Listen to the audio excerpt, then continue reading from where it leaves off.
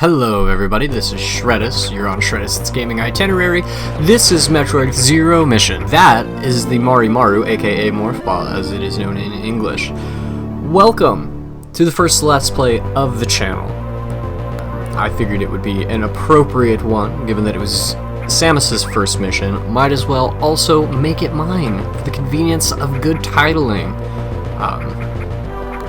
We've picked up the Morph Ball, as I just made mention of. We're going to clear through this room here, making our way, as in true Metroid fashion, to the next power-up, because Samus hasn't got many of her abilities yet. We're going to hop in this Shozo statue. This little guy is going to be a total bro and give us a bit of a direction. Now, this is the next power-up and its location. Exactly how to get to it, well, you could trust the map, and for sometimes that's going to be plenty okay, but there's going to be plenty enough time where we're going to have to find our way there. Knowing what this is, we are coming up on the long beam here. As you've noticed, Samus's beam won't reach fully across the screen. This mirrored the 86 release of the original Metroid, in which she started out with the short beam, and the long beam was one of the very first power-ups that you could get.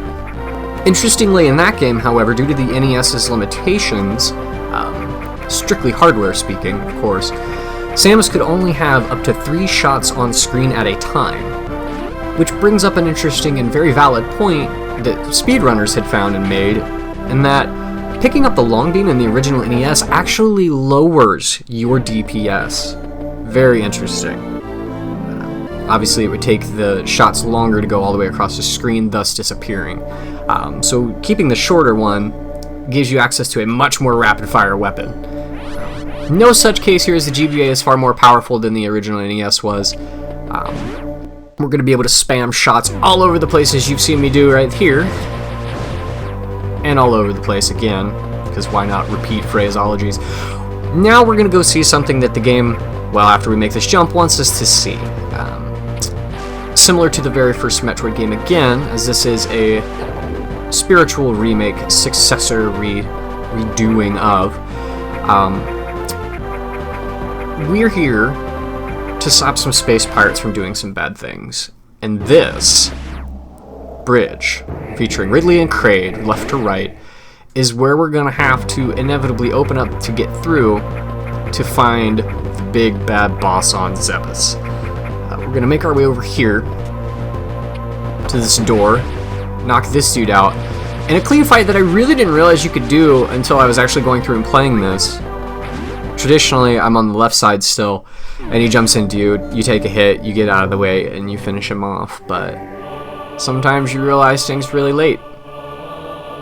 We've got the location of our next power-up now, quite a ways away from where we're at, and a bit off the map. But that is alright. Metroid is a game based on exploration, and that's exactly what we're going to do while we're making really bad decisions on where to jump down, where to fall, and just all around not avoiding damage very well. And I do apologize for that. That, I believe, was the natural, how do I want to put it, result of some frustration. There's a red door that we can't currently open. When I was recording this, as we pop into the save room to give you a look at what those happen to look like in this game, I had recorded 3 episodes worth of this back to back to back, and as we see the screen shaking, indicating nonsense to come, all of the game audio had been distorted and trashed, so 45 minutes of game and live commentary as we get the missile here right down the drain, and I didn't know it until the very last minute. So I was very, very frustrated and decided to let it be. This guy here, obviously you see our beam can't hurt him, the worm boss. We're going to have to shoot him in the big old eye with some missiles. He is going to come straight down yet again. We're going to have to do the do-si-do. Those spikes he shoots off to the side, as you saw earlier, you can absolutely hit, and they will drop both health and missiles for you. But unfortunately here, as we get some vengeance and let out some of that frustration I was talking about earlier, we don't manage to get the kill here, which is a bit unfortunate. He is carrying something that we do very much want, because if you've probably noticed, and if you've played any other Metroid game before, there's something lacking here. As we open up this new red door with our new required missiles, give these boys a little razzle-dazzle here, confuse them with that stop jump. Gotta stay classy on them. We happen to be missing the charge beam. As we move along, something tells me that it's not too far out of our future. We're going to kill these hives here. There's a few more of them, including one that you won't happen to see if you look up in the map, because we're going to go off of that for the record. Thus, the green panel in the top right corner with that little open circle. The open circle means that there's an item you haven't gotten, and it's about to close into a dot now that we have achieved one. Speaking of that little map in the upper right-hand corner, again, the original 86 Metroid did not have a map, which is insane by today's standards. Crazy, absolutely nuts. Even in 04, when Zero Mission originally had come out, Metroid games had had a map since the release of Super Metroid on the SNES.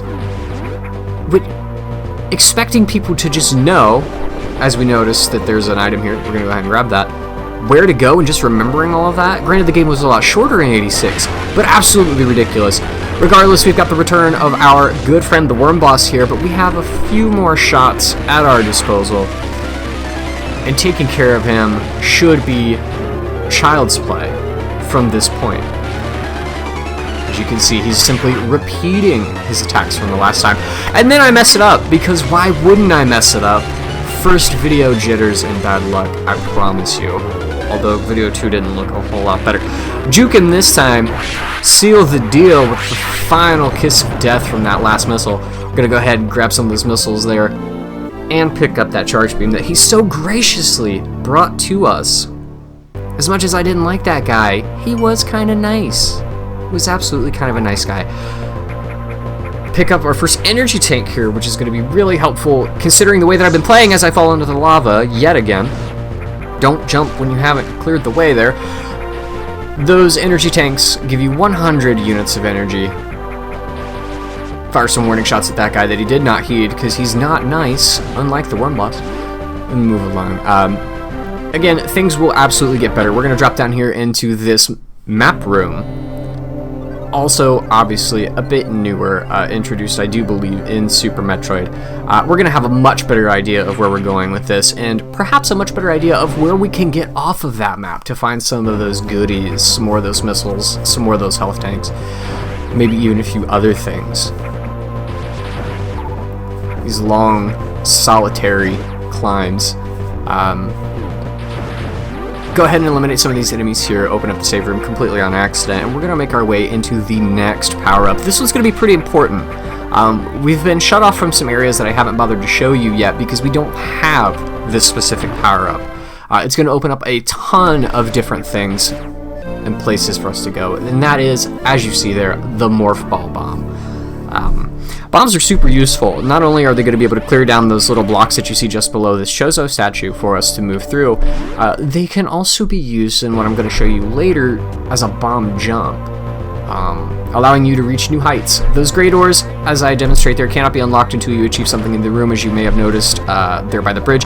All these little mite dudes, I don't know what to call them, but they like to grab onto Samus and the Morph Ball, and they will hurt you if you haven't finished them off, so... Got one last straggler here. Best way to do it, get in the Morph Ball, run over him, he grabs right onto you, and you can finish him off. So, we're going to go ahead and we're going to make our way down to the save. I know it's been a little bit short, that was a nice fall, by the way, but it's a good time to end it. So, thank you guys for watching. You've been amazing. I've been mediocre. It'll get better. See you in the next one.